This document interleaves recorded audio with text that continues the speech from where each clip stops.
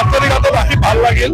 আজি আমাৰ আদিবাসী আৰ্টিষ্ট মানে এছ'চিয়েশ্যনৰ কনফাৰেন্স আছিলে, আৰ্টিষ্ট কনফাৰেন্স।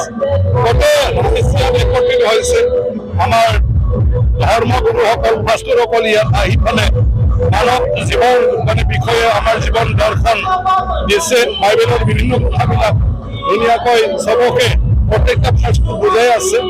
মই ভাবোঁ সেইটোৰ দ্বাৰা ধৰ্মৰ মানে ধাৰ্মিক এটা যিটো দিশ আছে জীৱনটো সুন্দৰভাৱে লৈ যোৱাৰ কাৰণে, গতিকে খ্ৰীষ্টান ছ'চাইটিৰ যিমান মানুহ আছে যিসকলে ইয়াত আহিছে, মই ভাবোঁ বহুখিনি তেওঁলোকে নিজৰ জীৱনৰ সদায় জটিল হৈ থকা, সন্মুখীন হৈ থকা সমস্যাবিলাকৰ মাজত কেনেকৈ চলি যাব লাগে আৰু ইয়াৰ পৰা নিজকে কেনেকৈ এৰুৱাই চলিব লাগে ইয়াৰ জ্ঞানবোৰ পাব আৰু সেইটোৰ দ্বাৰা আমাৰ সমাজখনত যথেষ্ট উপকাৰ হ'ব আৰু আমাৰ প্ৰত্যেকজন ব্যক্তিয়ে নিজৰ লগতে আনকো মানে সৎ পথেদি আগুৱাই লৈ যোৱাৰ ক্ষেত্ৰত নিশ্চয় সক্ষম হ'ব, সেইটো মোৰ বিশ্বাস।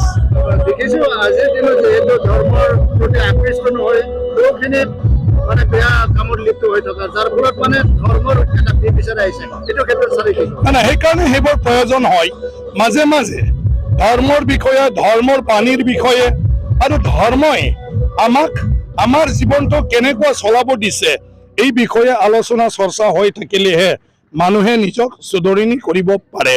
মানুহ গাড়ী মটৰৰ নিচিনা, গাড়ী এখন কিনাৰ পিছত ছাৰ্ভিচিং লাগি থাকিবই, নহ'লে নাট বল্টু ঢিলা হ'লে এক্সিডেণ্ট হ'ব। গতিকে মানুহক ধৰ্মৰ যিবিলাক নীতি নিৰ্দেশনা আৰু যিবোৰ আপোনাৰ মানে ধৰ্মত মানে মানৱ জীৱনটোৰ কিছুমান যিবোৰ কথা উনুকিয়াই দিছে, এই কথাবোৰ যদি আমি স্মৰণ নকৰোঁ আৰু এই কথাবোৰ যদি মাজে মাজে চৰ্চা নকৰোঁ, তেতিয়াহ'লে আমি পাহৰি যাই যেতিয়া অহংকাৰ হ'ব, তেতিয়া সেই সমাজখনত তেনেকুৱা ধৰণৰ বিভিন্ন সংঘাত হ'বই আৰু তাৰ পৰিণামস্বৰূপে আমি ভুগিব লাগিব। সেইটোৰ কাৰণে সেই আলোচনাবিলাকে আমাৰ আজিৰ দিনটোত যিটো পৰিৱেশ সৃষ্টি হৈছে আমাৰ মাজত, সেইবিলাক আঁতৰোৱাৰ ক্ষেত্ৰত যথেষ্ট সহায়ক হ'ব আৰু সেইটোৱেই ৰাস্তা। মই সেইটোৱে প্ৰভু যীশুৱে যেনেকৈ এই জগতখনৰ মংগলৰ কাৰণে তেখেতে যিখিনি জীৱন ইয়াত জীয়াই থাকিলে, এইখিনি জীৱন যিটো কাম কৰিলে, তেখেতে সেইটোৰ দ্বাৰাই মানৱ জীৱন সুন্দৰভাৱে কেনেকৈ লৈ যাব পাৰে, বিভিন্ন দিশটো মানুহে কেনেকুৱাকৈ মানে একেবাৰতে মানে চব মানে কৰি মেলি নিজৰ মানে কিবা মতে লৈ যাব পাৰে সুবিধা মতে, সেইটো আমি আমাৰ প্ৰেক্টিকেল জীৱনটোত আমি প্ৰয়োগ কৰিব লাগে।